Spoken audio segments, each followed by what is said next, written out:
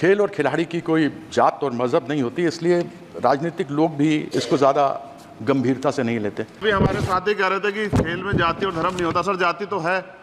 जहाँ कक्षा 1 से बच्चे के नाम के साथ सरनेम लगा होता है, तो उस देश में जाति ना हो, ऐसा कैसे हो सकता है? जाति के आधार पे पक्षपात होता है सर। इस पक्षपात को खत्म किया जाए।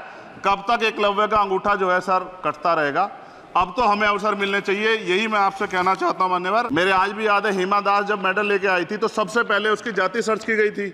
और वंदना कटारिया एक ऐसी बच्ची है, हमारे उस हॉकी प्लेयर, इतना अच्छा प्रदर्शन किया, फिर भी उसके घर के बाद जो है सर उसको बेइज्जत करने का प्रयास किया गया। सौभाग्यशाली आपको अवसर मिल गया। आप चेयर पे बैठे और अवसर ना मिले, ये तो फिर ये तो बहुत धन्यवाद। आप तो नए मेंबर्स के लिए अवसर पैदा करते ही हैं सर। सबसे पहले तो मैं पेरिस ओलंपिक खेलों में जाने वाले सभी खिलाड़ियों को आपके माध्यम से, सदन के माध्यम से बधाई देता हूं, मंगल कामनाएं करता हूं और सरकार का ध्यान में इस तरफ आकर्षित करता हूं कि अनुसूचित जाति, जनजाति और पिछड़े वर्ग के खिलाड़ियों के प्रतिनिधित्व पे भी उनको ध्यान देना चाहिए।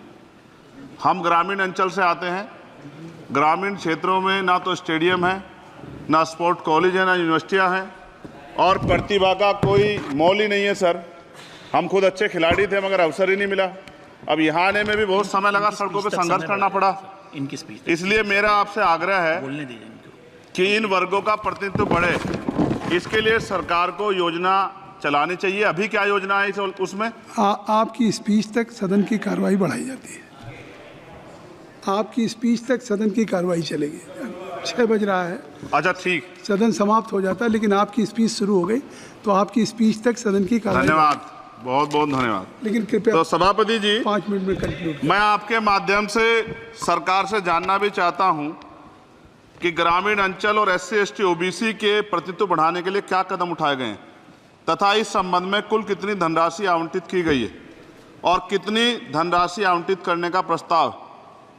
क्या उक्त श्रेणी खिलाड़ियों को पर्याप्त प्रशिक्षण के लिए सरकार द्वारा अलग से कोई प्रशिक्षण केंद्र स्थापित किया गया है या किए जाने का प्रस्ताव? उक्त खेलों में अलग अलग स्पर्धाओं में उक्त श्रेणी के कुल कितने खिलाड़ियों को भेजे जाने का प्रस्ताव है तथा इन सब खिलाड़ियों का श्रेणीवार कुल कितना प्रतिनिधित्व रहेगा? साथ साथ अभी हमारे साथी कह रहे थे कि खेल में जाति और धर्म नहीं होता। सर, जाति तो है। जहाँ कक्षा 1 से बच्चे के नाम के साथ सरनेम लगा होता है, तो उस देश में जाति ना हो, ऐसा कैसे हो सकता है? जाति के आधार पर मेरे आज भी याद है, हिमा दास जब मेडल लेके आई थी तो सबसे पहले उसकी जाति सर्च की गई थी। और वंदना कटारिया एक ऐसी बच्ची है, हमारे उस हॉकी प्लेयर, इतना अच्छा प्रदर्शन किया, फिर भी उसके घर के बाद जो है सर उसको बेइज्जत करने का प्रयास किया गया। साथ साथ सर साक्षी और विनेश के साथ क्या हुआ ये भी हम लोग नहीं भूलें सर। मेरा मानना ये है, आप दादा आप बीच में nothing will go on record. मान्यवर छोड़िए, आप मेरी तरफ देखिए। मैं जिस क्षेत्र से आता हूं, विल गो ऑन रिकॉर्ड।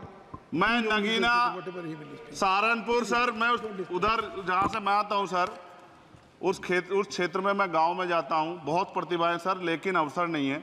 मेरा आपसे आग्रह है, आपके माध्यम सरकार से आग्रह है कि वो देखे गांव में प्रतिभा कमी नहीं है, इनको कुचला ना जाए, क्योंकि पक्षपात होता है सर। इस पक्षपात को खत्म किया जाए।